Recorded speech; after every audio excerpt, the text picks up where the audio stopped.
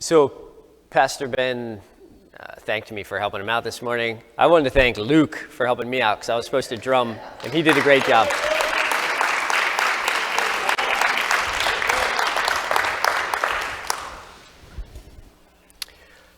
Caitlin, you can go ahead and start it.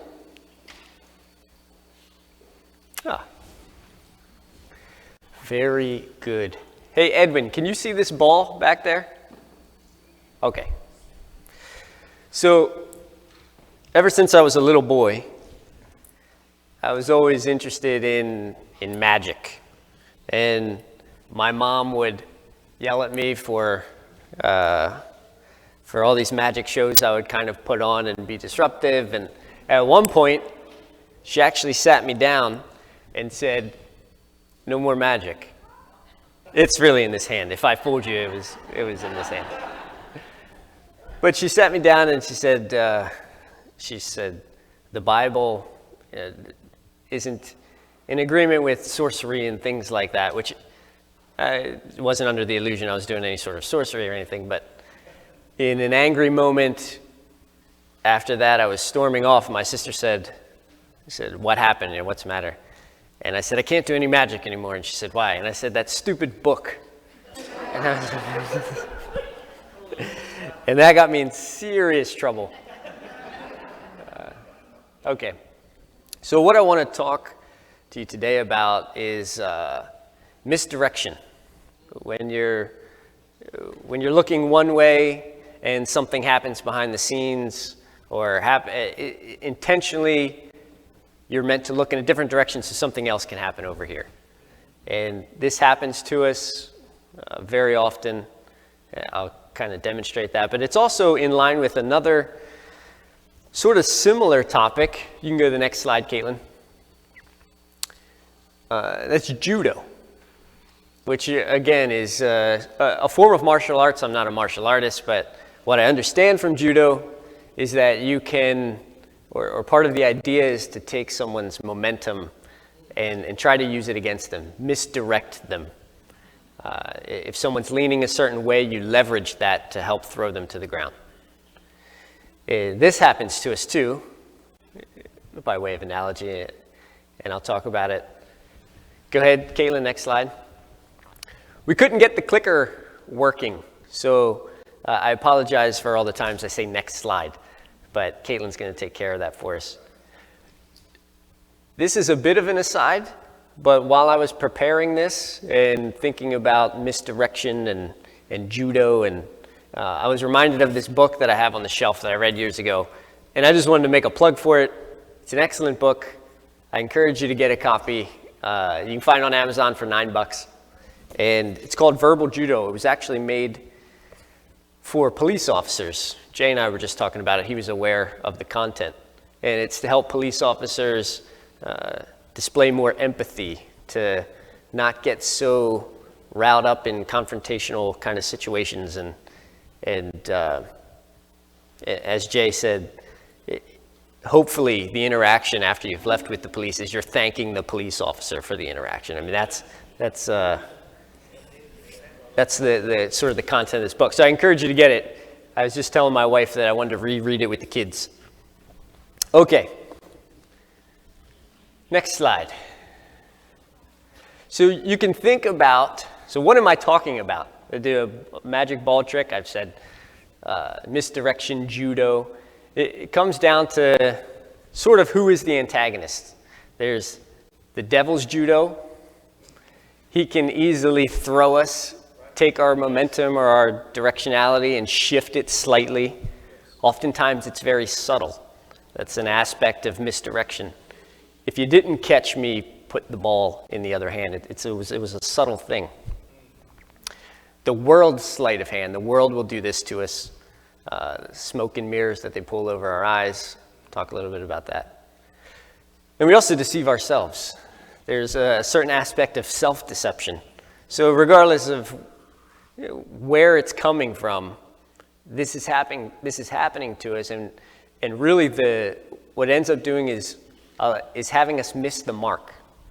So when we're trying to primarily keep God, Jesus, love the center point, the focal point. It only takes a little misdirection, a little judo or sleight of hand, and now we've completely missed that, and we're chasing something else. That's what today's message is about. Okay, Caitlin. So we're going to start. The first judo trick, the first misdirection, occurs in Genesis 3. I'll give you a moment to turn there. You can follow along with the story. I don't have the words up, so if you intend to follow along, I'll be reading from NIV.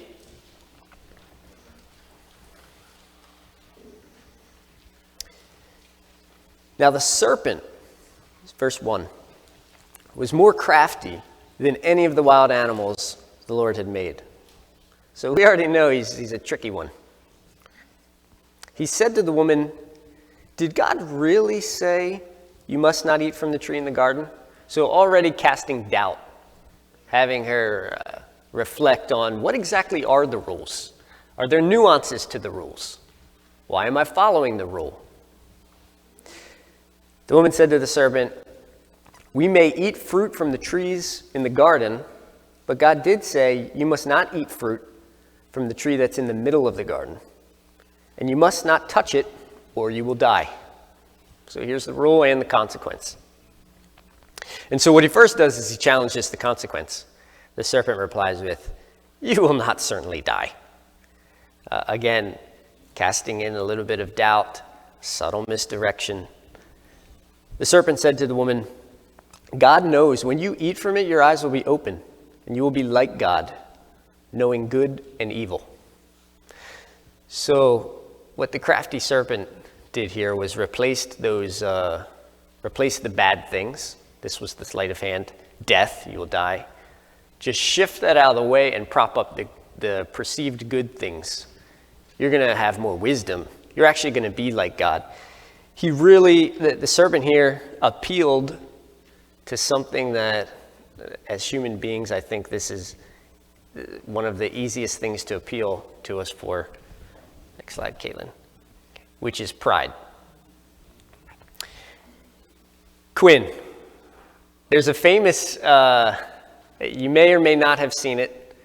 It's a song put out by the comedic band Axis of Awesome. It's called a 4-chord song. You've seen it? Okay. The idea is that, I encourage you guys to watch it. It's really funny. Type in 4-chord song. You can find it. It's all over the internet.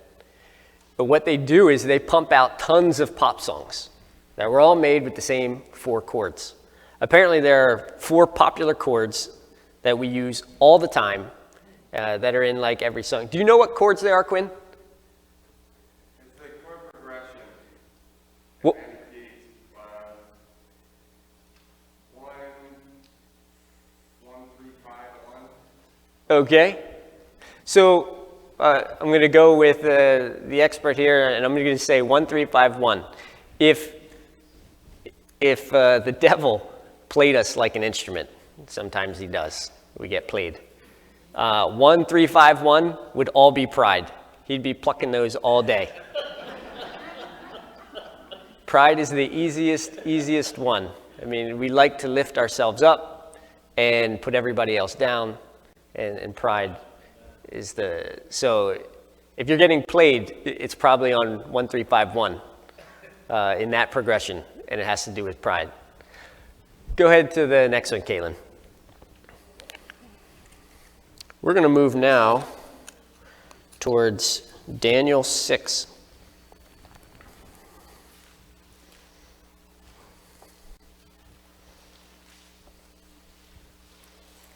Give you a moment to turn there.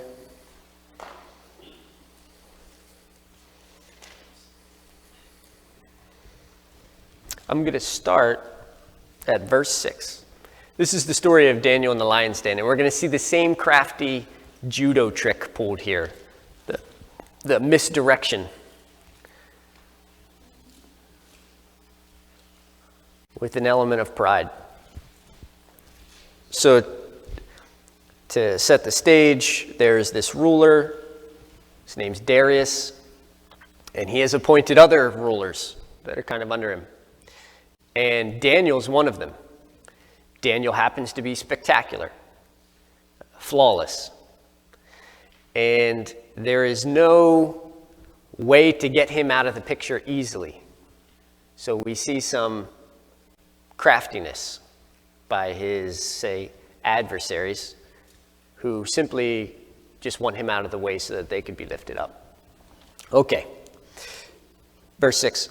So the administrators and satraps went as a group to the king and said, "May King Darius live forever." So they're already appealing to Darius's pride. They're already starting that same chord progression. The royal administrators, prefects, satraps, advisors, and governors have all agreed that the king should issue an edict and enforce the decree that anyone who prays to any god or human during the next 30 years, except you, your majesty, shall be thrown into the lion's den. So they plucked on those pride strings and they said, look, you're great. We want to show that. It's a subtle misdirection because really it has nothing to do with you and we want this guy out of the way. But we want you to issue this decree that everybody should only praise you. So he said, that sounds good to me. And he enforced it. Of course, it was all a trap. What we'll find is that these same prefects, administrators, they found Daniel praying because, of course, Daniel wasn't going to abide by that. Even though Daniel had no dislike of the king. In fact, he was highly regarded by the king.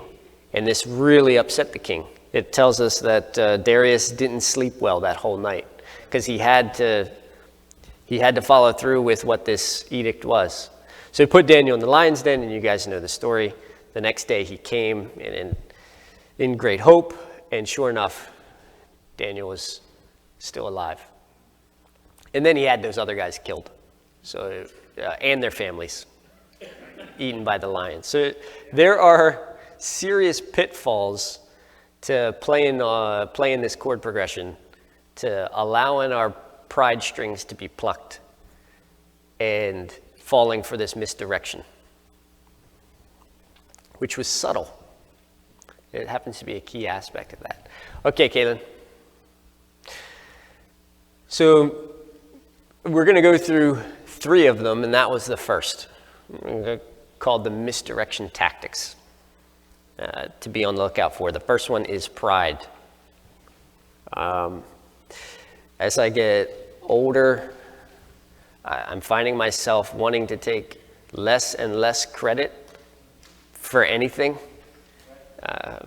partly because I've had this chord progression played multiple times, and I've found myself staring at lions. So, careful with this one. Go ahead, Caitlin. We're going to turn now to 1 Samuel 17.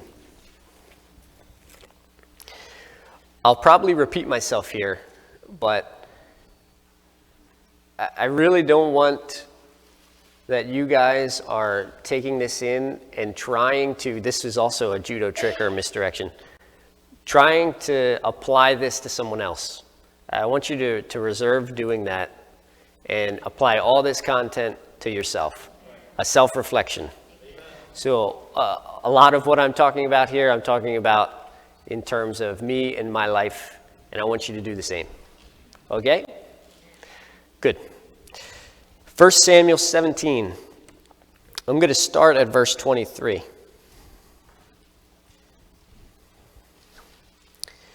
This is a very well-known story. Can anybody tell me what that's supposed to represent there? Edwin, little Edwin's got his hand held up. You know what that is, Edwin? Daniel and Goliath, or David and Goliath, yeah. Do you know what this picture is? Right. So this is very good. This is the weapon. It would have looked something like this, we gather, that David would have used to slay Goliath.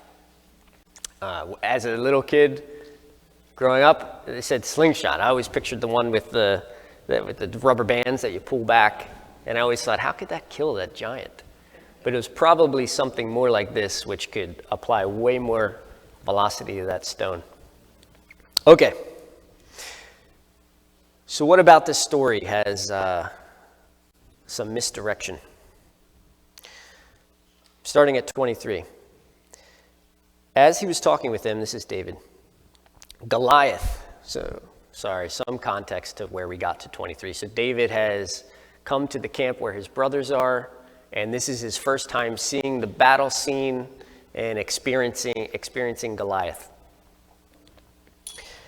As he was talking with them, Goliath, the Philistine, champion from Gath, stepped out from his lines and shouted his usual defiance, and David heard it.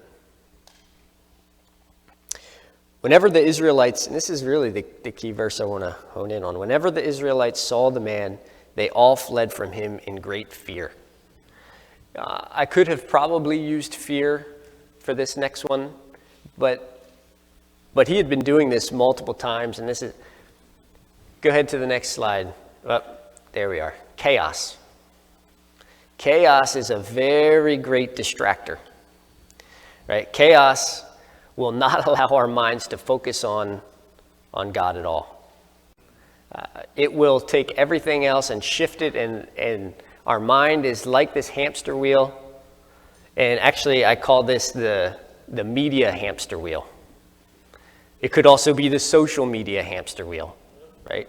It's a dangerous trap that I've found myself spinning and running on, right? And it spins to the left, and it spins to the right. And it is a dangerous wheel. It's hard to get off of this wheel. Each rung is more chaos. And it's hard for me to keep God in the forefront.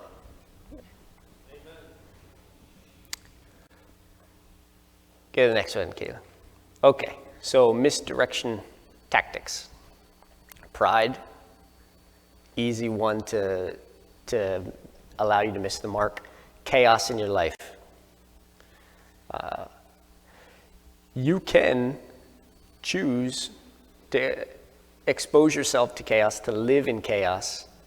You can choose to remove yourself from chaos. Sometimes you can't. Sometimes there's no choice. And I do thank God for this country's ability to have freedom of press, freedom of speech. I think it's awesome, and it's amazing, and it's necessary for society to function well. But there is a level that is poisonous that I found in my life. So be aware of chaos. Okay, Kaylin. Let's go to the next one. 2 Samuel 11. What is going on with that soapy dog?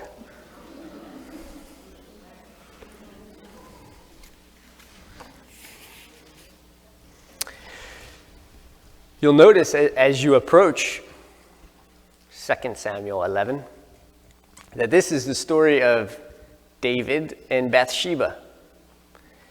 And if you know this story, well, let me read. Okay, starting at 11. In the spring, at the time when kings go off to war. So David was a king, and he wasn't at war, so he's already kind of in the wrong spot. But leave that for another sermon. David sent Joab out with the king's men and the whole Israelite army. They destroyed the Ammonites and besieged Rabbah, but David remained in Jerusalem. One evening, David got up from his bed, walked around on the roof of the palace. From the roof, he saw a woman bathing. The woman was very beautiful, and David sent someone to find out about her. For obvious reasons, I couldn't put a woman bathing. So I found the next cutest thing is this dog.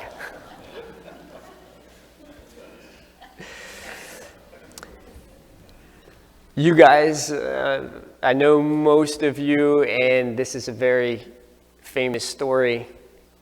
So David is going to contact this woman, and they're going to have an affair. They're going to have a baby. Murder's involved.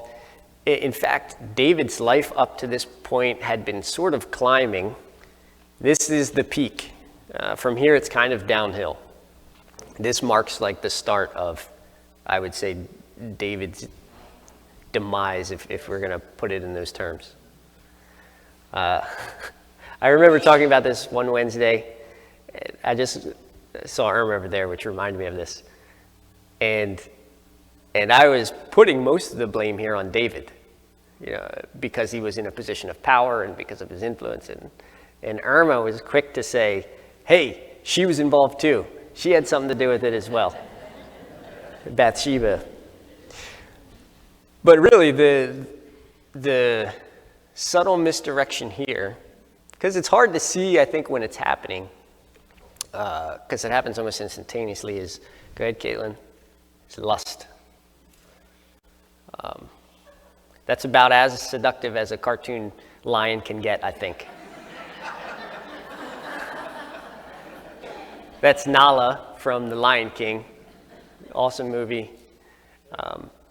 But it doesn't have to be, seduction on some sort of, say, sexual level. It could also be lust of anything.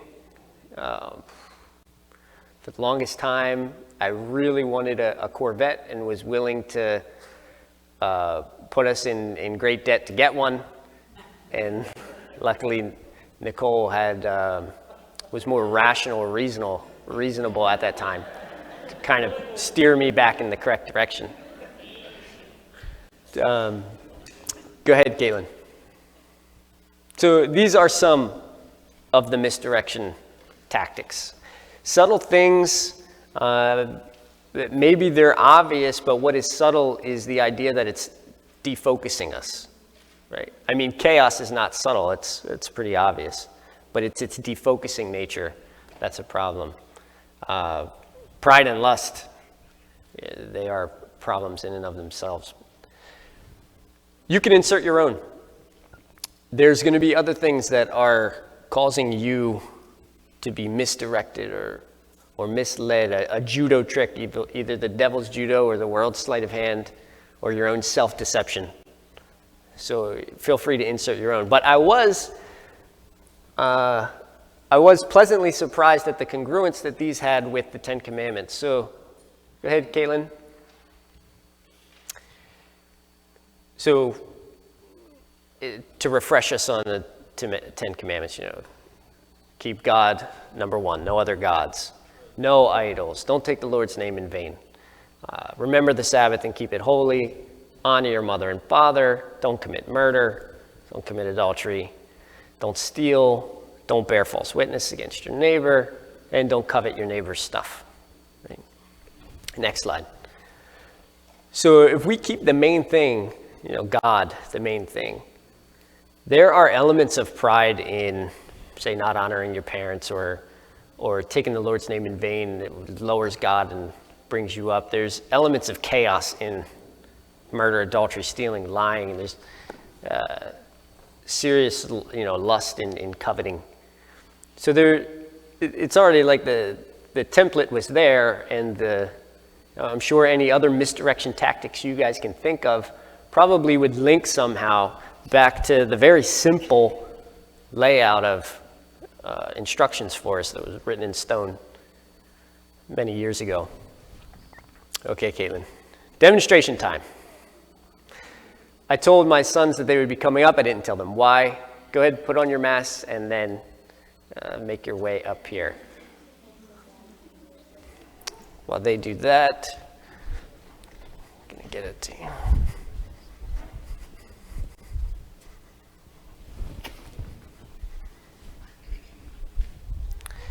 Okay, boys, go get that table and put it right here. A round of applause for our little helpers.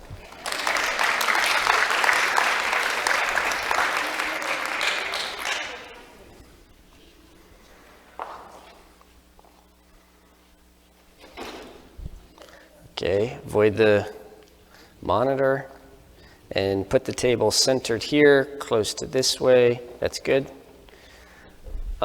Gabe, you're going to stand here in the center.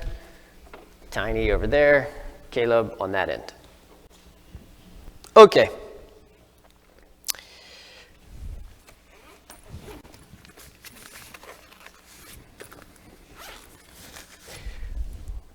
I know you have understood everything I've told you so far. It hasn't been overly complicated. This is just to help cement it in. That's the point of this. You probably forget what I've told you today, but you'll remember the day that I brought a bowling ball in. And hopefully the demonstration brings you back to the... Right now it's a ping pong ball. Tyne, you are going to very gently... Here, hold this ball. Roll the ball to Caleb. Go ahead. It has to make it to him, but good. This is us. This ball is us. This is our life. It is on. It's keeping the right thing in focus, in the right direction, heading towards, in this sense, Caleb. Caleb, go ahead and give him the ball back. Gabe, you can take your mask off.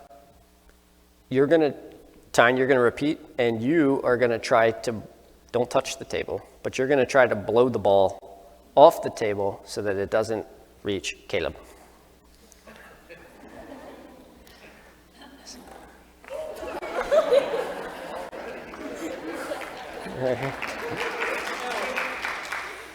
Hey, okay. Very good. All right, Caleb, put that ball in your pocket.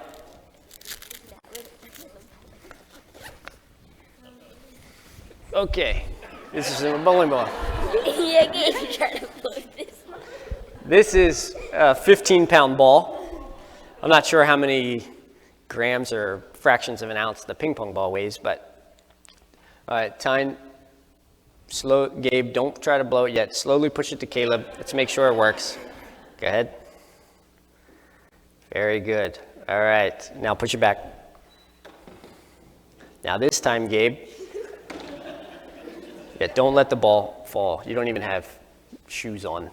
Do not let the ball fall. Okay, Gabe, with all your might, you're going to try to blow that ball off the table. Do not touch the table. Do not touch the ball. Go ahead.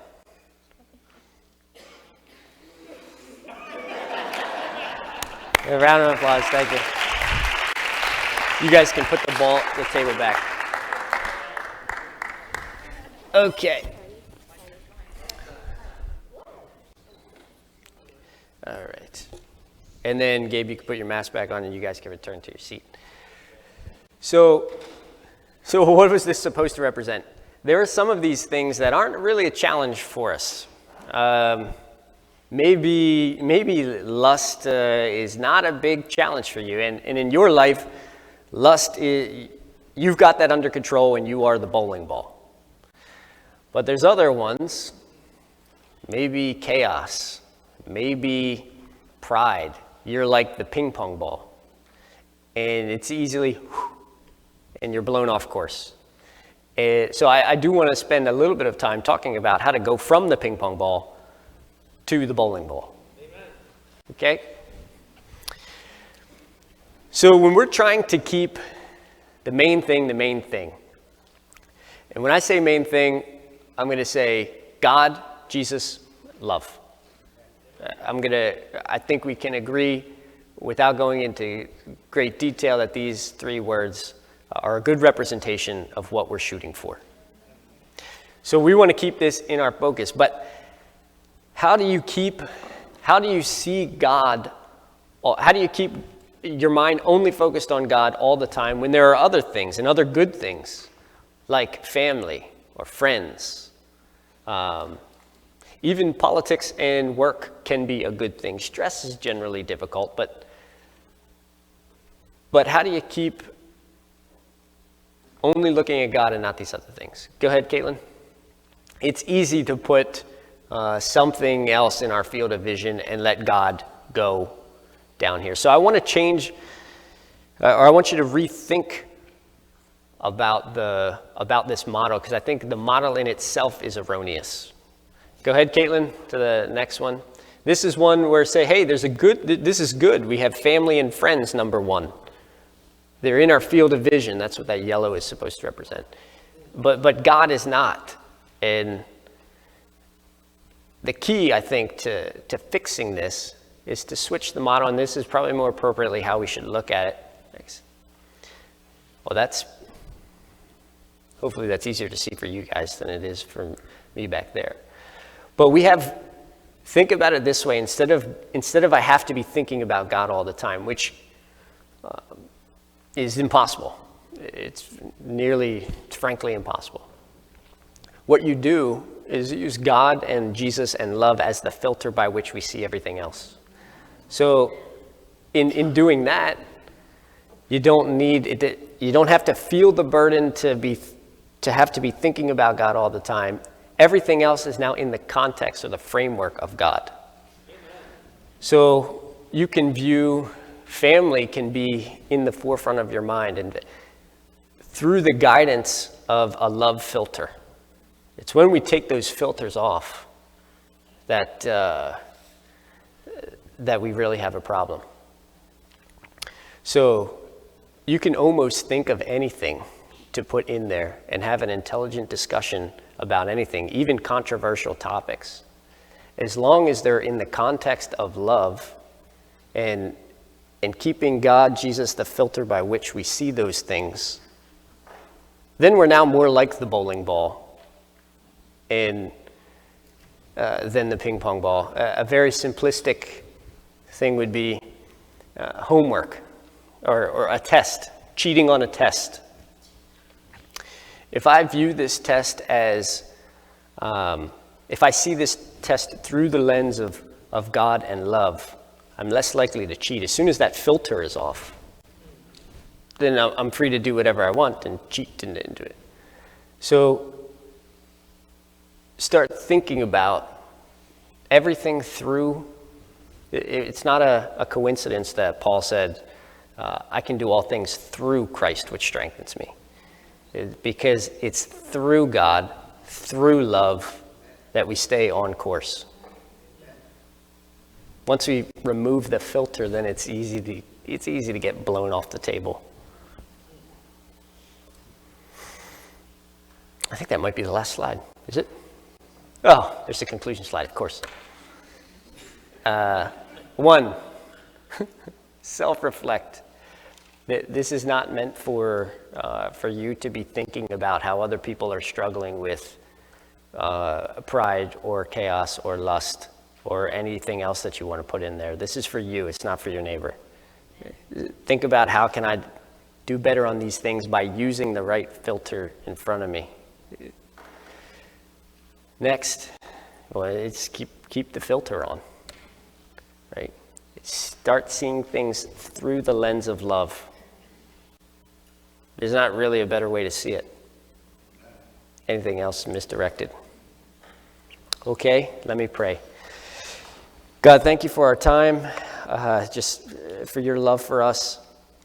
And I pray that you help us with these misdirection tactics in our life, whether we're getting played 1, 3, 5, whatever the chord progression that the devil loves to play with us with, Lord, through pride.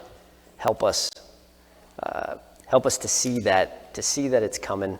Help us to have the filter on to see through that. Lord, if it's chaos in our life that we're just allowing a lot of other things to somehow push you aside and be the forefront, forgive us and help us.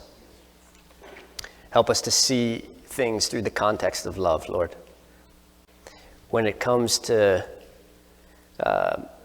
dear God, just coveting, whether it be of a sexual nature or not, whether it be of a material nature, whatever it is, help us put the lens of love on and prevent getting blown off the table. Bless us this week. In Jesus' name we pray. Amen.